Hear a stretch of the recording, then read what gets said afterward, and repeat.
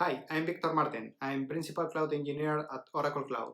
Today I want to create two virtual machines and make the installation of Nginx in both of them, and I want to enable the firewall, either the virtual cloud network security list and also the local firewall that is running on the instances. So that is the typical step that you need to do in order to have connectivity to a public subnet and a virtual machine running inside of that subnet. So let's go. We can create a virtual machine. I'm going to say Oracle Linux. I'm going to create it in compartment demo. I'm going to leave the image as it is. I'm going to also leave the shape as it is, one of the smallest one, and I'm going to say that my network is one that I created before, that is a VCN called my network. I'm going to say that it's a public subnet, so we are going to have access to that instance through the public subnet connection, and I'm going to assign a public IP address. And that means that it will be automatically assign a public internet IP address that you can use. I'm going to select my public key that I have in my clipboard, and I'm going to go to the end and click create. This is going to take a little while. In the meantime, I'm going to come back to instances and create a new one that is going to be Ubuntu. Same compartment, same availability domain. I'm going to change the image. The image is going to be canonical Ubuntu 20. I select the image, I leave the shape as it is, same virtual cloud network, same public subnet, and assign a public IP address. I'm going to paste my public key, and I'm going to click create.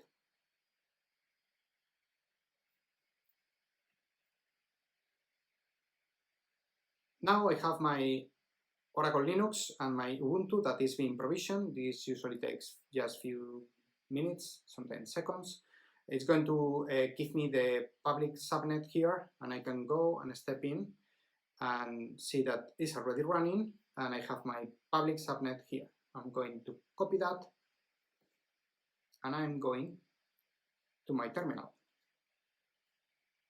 In my terminal, I'm going to SSH into that machine with the user for Oracle Linux, so OPC, add the public IP. It's going to ask if I want to connect. Yes. Add the fingerprint. All good. And I'm inside of that virtual machine. That is good. So first step, as I mentioned, sudo yum install confirm and then Nginx. And I'm going to install the Nginx.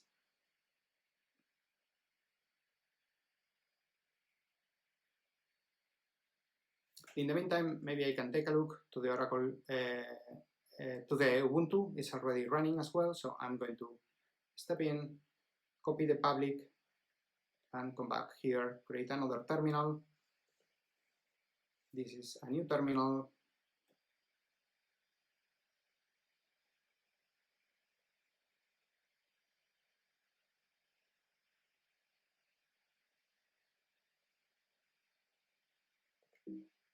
And I'm going to SSH, in this case, Ubuntu is the user and the public IP. I want to add the fingerprint, and I'm in the Ubuntu server.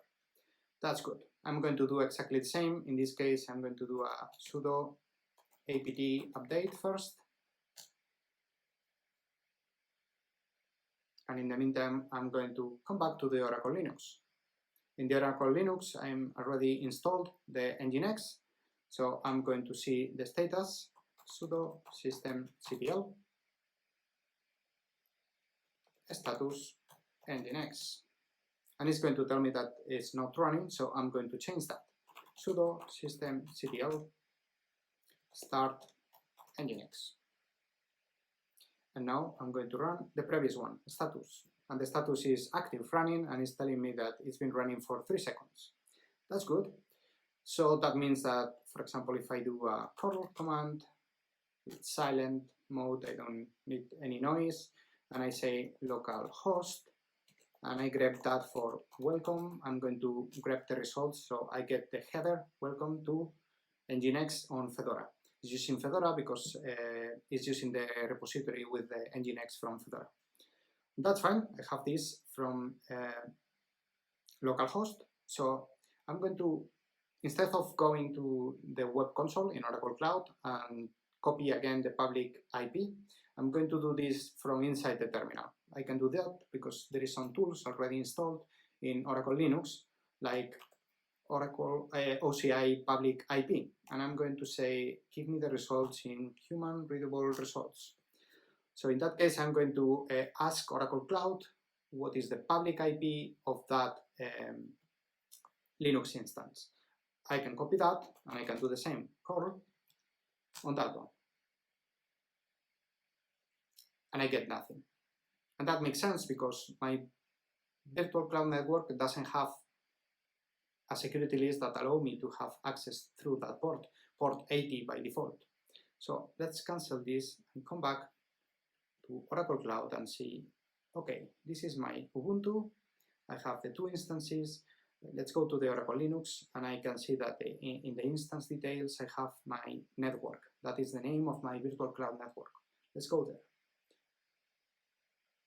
Inside of that I have two public subnets, one public subnet and one private subnet. In the public subnet where my Oracle Linux and my Ubuntu Linux are running, I have a security list, a default security list. Let's step in and I will see that I allow port 22 and some other ICMP. Okay, so that looks like I need to add an ingress rule to allow traffic from everywhere because that is going to be a web server, so I want everybody to reach my web server from any source port, and I want all of them to hit port 80. That is where my Nginx is listening. So I'm going to add that ingress rule. Cool. That is already applied. It's the last line. All good. Let's come back and do the same. A curl on my public IP, and I'm going to add, it's redundant, but the port 80 at the end. And it's failing. It's saying that no route to host. Okay, so what's next? Well, the thing is that every Oracle image, any Oracle Linux image that is provided by Oracle Cloud, it has enabled the firewall, the local firewall. So we first got stuck on the firewall, on the VCN, on the public subnet, and now we are being stopped on the Linux itself, in the local instance. So that means that we are going to have to enable another rule, another ingress rule on that port 80 on TCP. And for that, we can use sudo firewall cmd, and we are going to say, okay, in my zone, because firewall D has different zones, and the one that we want is the public one, we are going to indicate that my zone is public, and I'm going to add a port 80 on TCP. And I'm going to say that this is going to be permanent, because I want that after a reboot, this rule still apply, still alive. So let's go for that. Success, or good. And now we are going to reload the firewall D. So it's going to pick that rule that we added. And for that is reload. Success. And that means that if we execute the curl command, this time I'm not going to put the port 80. And now we get that. That is the website. So if I grab for welcome, I'm going to get that welcome from Nginx on Fedora. That's good. So that is the first thing we have to do. Now let's go to Ubuntu. Ubuntu has the same thing.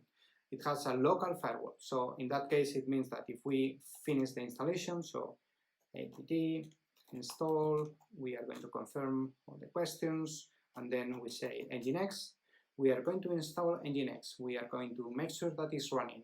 And then at this stage, we are going to make sure that we have connection with localhost. So system sudo systemctl status Nginx. I think by default it's running on Ubuntu. Yeah.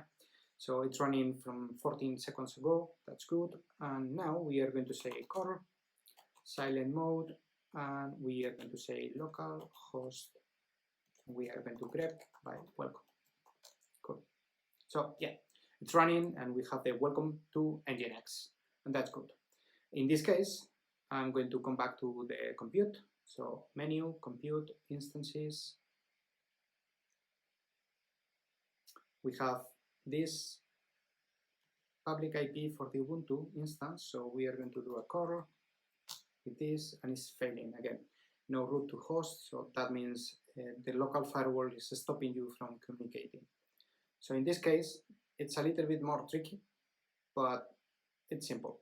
We are going to ask UFW, that is the local firewall by default, to be disabled.